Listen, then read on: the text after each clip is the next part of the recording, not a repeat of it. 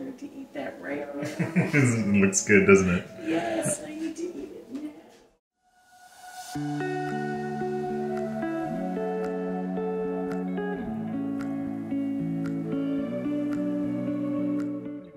Hey everyone, welcome to the Kitchen Noob. My name is Peter, and I am an amateur cook making professional recipes. Today's recipe is Quinoa Stuffed Bell Peppers, and it comes from a food blog called Eat Yourself Skinny.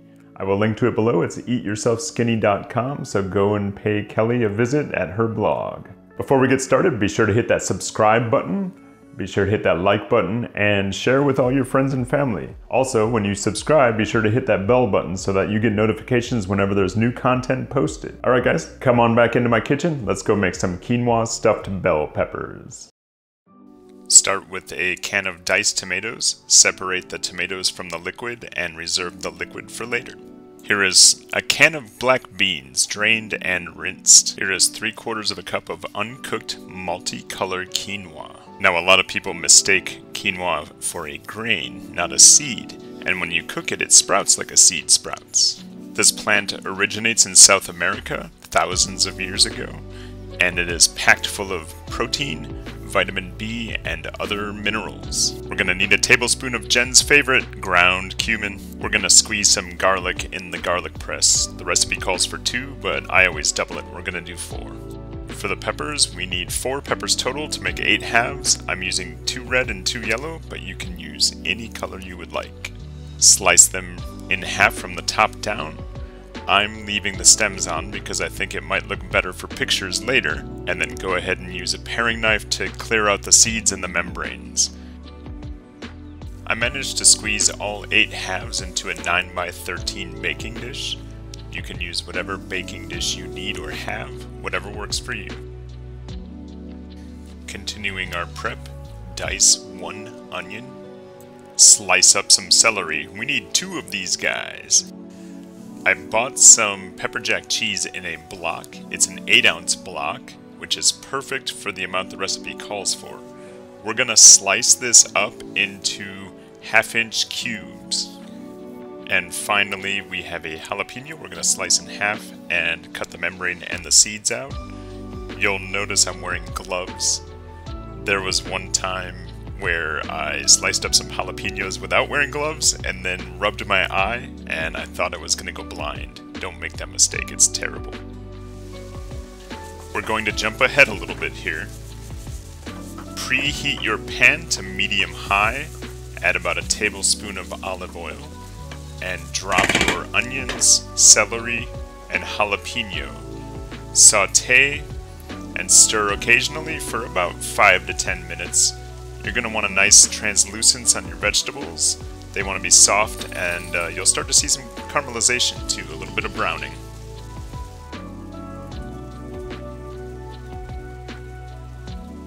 When your peppers, onions, and jalapeno are nice and soft, go ahead and add your cumin and add your garlic and give it a good stir. This is going to smell amazing. After about a minute, you're going to want to add your tomatoes. This is the tomatoes that is without the juice. You don't want to add the juice, just add the tomatoes at this point. Give it a good stir. The next step is to add our beans, but make sure that you cook those tomatoes a good 5 minutes. You want to get the moisture out of them. Some of that moisture will absorb into the celery and onions, which will give it some flavor. Once those beans are mixed in, we're going to stir in our quinoa. Now, be sure to give the quinoa a good washing before you add this. Quinoa has a natural waxy coating that's a natural pesticide, and it can be very bitter if you don't clean that off. So it's stuck to the bottom of the bowl here, so I'm using 1.5 cups of water, which I'm going to add to the pot anyway, to clean out that bowl. Give this a good stir. Go ahead and turn your pan up to high and make sure you incorporate that quinoa into the liquid very thoroughly.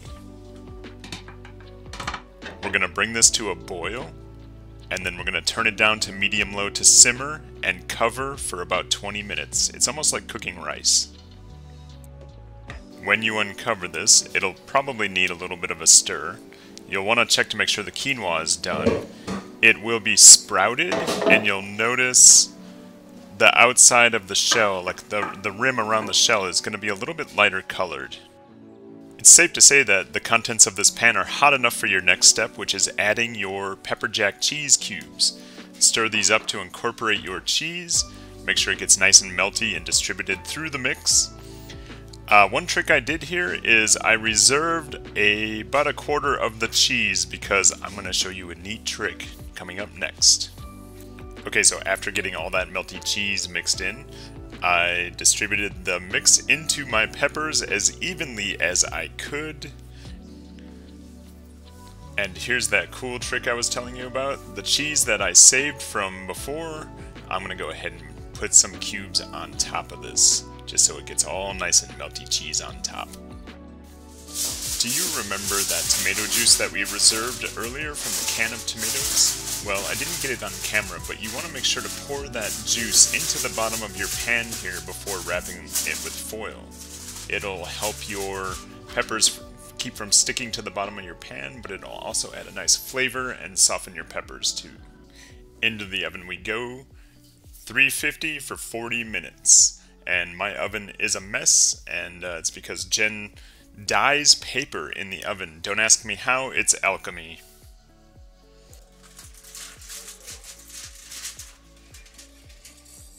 Oh my god, I need to eat that right now. It looks good, doesn't it? Yes, I need to eat it now. Okay guys, there we have it. Quinoa stuffed bell peppers. This is awesome for a standalone meal, or if you're going to use a side dish for some other kind of Latin or Tex-Mex inspired cuisine. If you're brand new to quinoa, this is a perfect recipe for you to try and get used to it. It's a little different. If you've had quinoa before and you like it and you're looking for other recipes to try using it, this is perfect. Alright guys, hope you had fun today.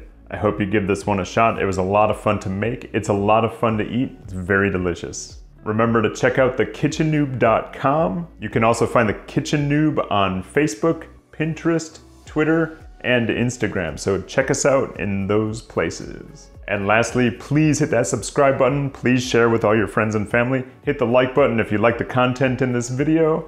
And be sure to hit that bell button so that you get notifications whenever I post new videos. Okay guys, that's all we have time for this week. I hope you had fun. I hope you learned a little something about quinoa. And we'll see you next time on The Kitchen Noob. Bye.